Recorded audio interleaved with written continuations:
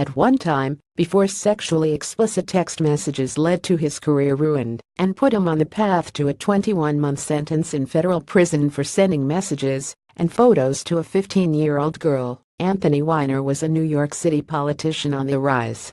A New York City native, Weiner, 53, spent 6 years in his 20s as an aide to then U.S. Representative Chuck Schumer.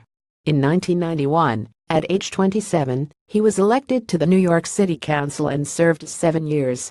He then ran for Congress himself, winning 7 terms as a Democrat representing New York's 9th congressional district, which covered Brooklyn and Queens at the time. He suffered his first electoral setback when he failed in his 2005 bid to become New York City mayor. But he retained his congressional seat, and in 2010, he married Huma Abedin, a longtime personal aide to Hillary Clinton, in a ceremony officiated by former President Bill Clinton. In 2011, the couple welcomed a son. That same year, however, revelations that he used his public Twitter account to forward a link to a headless but sexually explicit photo of himself, and his subsequent press conference admission that he had exchanged messages and photos of an explicit nature with 6 women over the preceding 3 years, began a protracted downfall. He left Congress in disgrace, and after a self-imposed penance, he tried for a political comeback with a 2013 run again for New York City mayor, and he opened up his campaign to filmmakers making the documentary Weiner. Along the way, and while the filmmakers watched, a fresh sexting scandal broke in July 2013. Using the alias Carol's Danger, Weiner received explicit photos from a woman with whom he'd been in contact as recently as April of that year.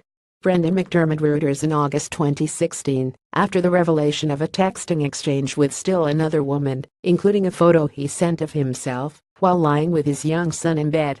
Abedin issued a statement saying, "After long and painful consideration and work on my marriage, I have made the decision to separate from my husband." Subsequent criminal charges concluded that on January 23, 2016, a teen girl initiated contact with Weiner and early on told him that she was a high school student, according to prosecutors.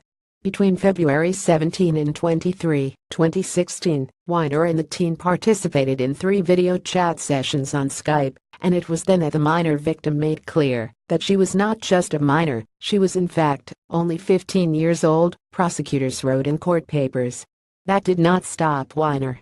Their interactions continued intermittently through March 2016 over Twitter, Facebook Messenger, and the confidential messaging apps Kik, Confide, and Snapchat. Prosecutors said Weiner coaxed the girl to get naked and fondle herself, which he watched over Skype and via Snapchat, according to a pre-sentencing memo filed last Wednesday. During the latter 2 Skype sessions, on February 18 and 23, 2016, and in a Snapchat communication on March 9, 2016, the defendant used graphic and obscene language to ask the minor victim to display her naked body and touch herself, which she did, prosecutors stated. Weiner pleaded guilty and made a single count of transferring obscene material to a minor. Related video Huma Abedin files for divorce from Anthony Weiner. The exchanges led the FBI to seize Weiner's computer. Subsequently, former FBI Director James Comey made his bombshell announcement shortly before Election Day 2016 that the FBI had uncovered emails belonging to Abedin on Weiner's computer that appeared to be pertinent to the email investigation involving then presidential candidate Hillary Clinton. Comey announced that the FBI was reopening its investigation into Clinton's emails, which Clinton has said contributed to her defeat.